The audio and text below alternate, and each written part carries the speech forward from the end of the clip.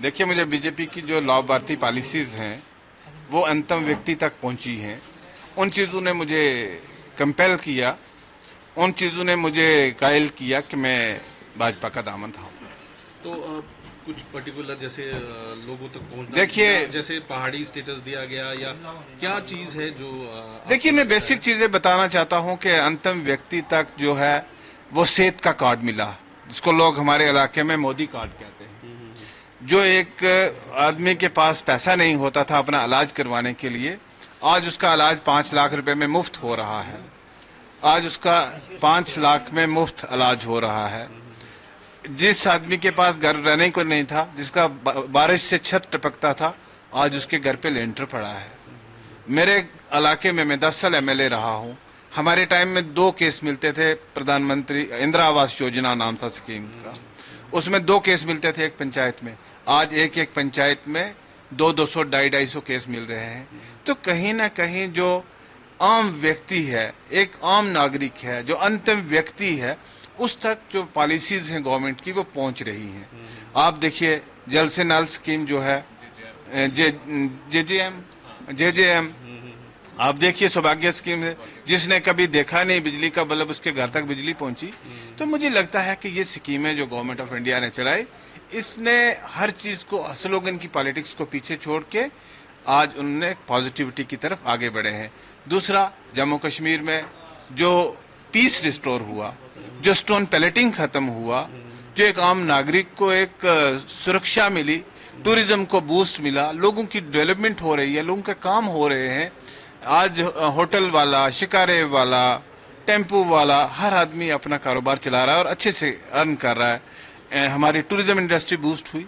तो मुझे लगता है कि ये पॉलिसीज जो प्राइम मिनिस्टर मोदी की हैं, गवर्नमेंट ऑफ इंडिया की हैं, होम मिनिस्टर की हैं, इन्होंने कहीं ना कहीं मुझे प्रभावित किया कि मैं इस पार्टी का दामन थामूं। सर, आने वाले इलेक्शंस में, असेंबली इलेक्शन में क्या उम्मीद है? बीजेपी कितने? हम एक्सपेक्ट करते हैं कि हम गवर्नमेंट अपनी फॉर्म करेंगे, will form our own government. तो आपका रजौरी से पूरा योगदान रहेगा? Definitely, when I am in the party, I am fully committed for the party. Sir, एक अभी बयानबाजी जैसे शुरू हुई है, तो उमर अब्दुल्ला का कहना है कि जो अगर उनकी सरकार आती है तो वो पहला जो बिल है वो 370 का लाएंगे। क्या क्या कहेंगे इस पर? वो तो बहुत सारी बातें कहते रहते हैं, उनके कहने से क्या है? अमली दौर पे क्या किया है? क्या ऑटोनॉमी वापस आ गई? क्या कह रहे थे 370 के लिए नहीं जाने देंगे, फिर रुकवा लिया। क्या क्या किया उन्होंने आज तक? सिर्फ स्लोगन। 70 साल से रूल तो कर रहे हैं। तो लगता है कि जैसे ये भी एक नया स्लोगन है। तो 370 का जो है, आपको लगता है जैसे कोर्ट में भी फैसला आ गया है, तो उसके बाद आपको लगता है? देखिए, वही पॉलिटिकल पार्टीज ने अगर इसको एक ओपन डिबेट के लिए रखा होता, कल गवर्नमेंट ऑफ इंडिया के साथ कोई बात हो सकती कहीं, लेकिन ये इन्होंने चैप्टर क्लोज करवाया सुप्रीम कोर्ट में जाके। क्यों क्लोज करवाया, इसका जवाब इनको लोगों को देना होगा। कि उन्होंने सुप्रीम कोर्ट के कॉन्स्टिट्यूशन बेंच का स्टैंप लगवा दिया उस पर कि अब ये विषय क्लोज है। तो आज फिर उसी विषय को लेकर जो आपके डोमेन में नहीं है, तो आप क्या बात करते हैं? लगता है ये पॉलिटिक्स कर रहे हैं, क्योंकि आ नहीं सकता 370। देखिए, ये तो डेफिनेटली पॉलिटिक्स ही कर रहे हैं, और क्या कर रहे हैं।